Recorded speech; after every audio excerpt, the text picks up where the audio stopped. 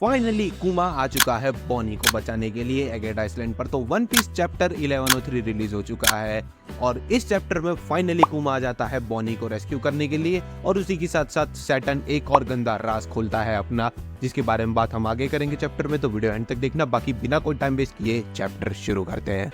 Chapter शुरू होता है एगेट आइसलैंड के पास से, जहाँ पे बॉनी फाइनली कुमा का पास देख चुकी है और अब वो वेगापंक को माफ कर चुकी है। दूसरी तरफ वेगापंक भी उसे कुमा का गिफ्ट देता है जो वो बॉनी को अपने 10th बर्थडे पे देने वाला था और उसी के साथ साथ वेगापंक उसे सारी सिचुएशन बताता है कि अभी क्या हुआ है।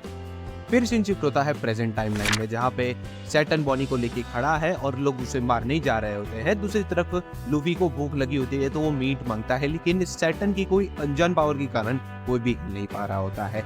तभी बॉनी डिस्टॉर्टेड फ्यूचर का इस्तेमाल करती है निकाइस वाला और एक बड़ा सा पंच मारती है, लेकिन सैटर्न को उससे कोई डैमेज नहीं होता क्योंकि बॉनी वीक फील कर रही थी।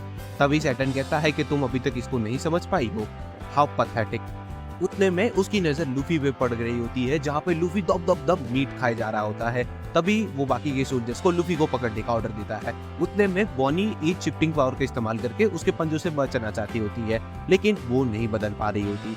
तभी सैटर्न अपना गंदा राज बताते हुए कहता है कि बॉनी, ये जो तुम्हारे पास पावर है वो मेरी वजह से है। हमने एक्सपेरिमेंट किया था कुछ बेबीज पर, जहाँ पे हमने उन सबको डेविल फ्रूट की पावर्स दी थी बिना उनको डेविल फ्रूट खिलाए। बेसिकली हमने डेविल फ्रूट की पावर्स को एक्सट्रैक्ट कर लिया था और ये एक्सपेरिमेंट सक्सेसफुल रहा है, बट अब जो वो फ्रूट बचा है वो बिल्कुल यूजलेस है। अब जो बॉनी का डेविल फ्रूट है वो अपने यूजर को अलाउ करती है किसी भी फोरसीएबल फ्यूचर में ट्रांसफॉर्म होने की। यानी कि अगर बॉनी ने सोचा कि नीका एक बड़ा सा पंच मारेगा सैटर्न को, तो उसकी बॉडी में हमें वही ट्रांसफॉर्मेशन देखने को मिलता है।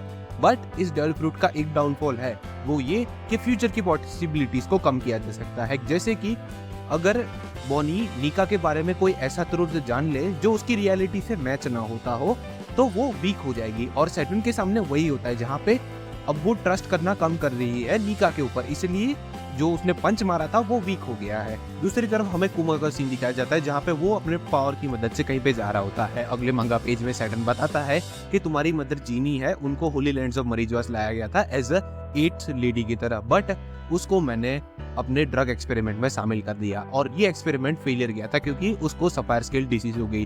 पर अब सोचने जाऊं तो वो डिसीज अब तुम्हारे अंदर भी आ गई थी और सैटर्न सारा ब्लेम बॉनी पे डाल देता है और बॉनी उधर समझ जाती है कि अगर बॉनी पैदा ना हुई होती तो आज कुमा की लाइफ कुछ और होती। तभी हमें एगेट आइसलैंड के पोर्ट का सीन दिखाया जाता है, जहाँ पे कुमा ऑफिशियली एगेट आइसलैंड पहुंच चुका है।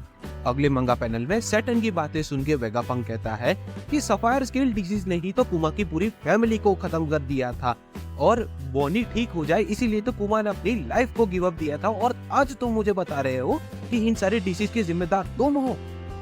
तभी सैटर्न एकदम कोल्ड हार्टेडली कहता है कि मेरे पर्सपेक्टिव से देखो, अगर तुम किसी कीड़े के ऊपर पैर रख दे हो तो तुम्हें कुछ महसूस होता है? नहीं ना। And that's a cold hearted bastard line. खैर, हमें कुमा का सीन दिखाया जाता है जहाँ पे वो सेंटर की तरफ पहुंचने लगता है। दूसरी तरफ सैटर्न को ये न्यूज दी जाती है कि कुमा सेंटर की तरफ आ रहा है, तो सैटर्न ऑर्डर दे देता है कि जितना फायर पावर हो सके उतना इस्तेमाल करो और कुमा को रोको, और बाकी सारे मरीन्स वाले कुमा को रोकने लगते हैं, लेकिन कुमा स्टिल अनस्टॉपेबल वो सारे मरीन वालों से बचते बचाते जैसे तैसे करके सैटर्न की तरफ पहुंचता है। दूसरी तरफ हमें बॉनी का सीन दिखाया जाता है, जहाँ पे ये सारी बातों को रियलाइज होने के बाद वो गिव अप कर चुकी है और सैटर्न उसे अपने नाखूनों की मदद से मारने जा रहा होता है। लास्ट मोमेंट में कुमा आ जाता है और वो बॉनी को बचा लेता है और कुमा सैटर्न का नाखून पकड़ के एक फाकी वाला पंच चार्ज करता है और यहाँ पे चल। अब जबकि हम कुमा के पास्ट के बारे में जान चुके हैं, तो मैं डिक्लेयर करता हूँ कि कुमा के पास्ट को बजर्ग लेवल पे रखा जाए, क्योंकि कुमा का पास्ट इज इक्वल टू बजर्ग लोर भाई। दोनों ने बहुत सफर किया है। आई होप सो तुम लोग अग्री करते होगे। तुम्हारे क्या कुमा के पास्ट से रिलेटेड थॉट है कमेंट्स में बताना।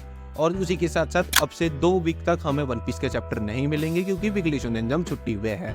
अगला चैप्टर प्रोबेबली 17 जनवरी को रिलीज होगा, तो इस बात को याद रखना। खैर, मैं चला जुजुत्सु काइसेन की मंगा को पढ़ने, क्योंकि जुजुत्सु काइसेन का एक्सप्लेनेशंस आने वाले हैं। तो चैनल को सब्सक्राइब कर लेना, वीडियो अच्छा लगा हो तो लाइक कर देना, और यूट्यूब के एल्गोरिदम के हिसाब से तुम्हें ये वीडियो अच्छा लगेगा तो इस वीडियो को भी जरूर चेकआउट करना। मैं मिलता हूँ तुम्हें नेक्स्ट वीडियो में, तब तक के लिए गुड बाय।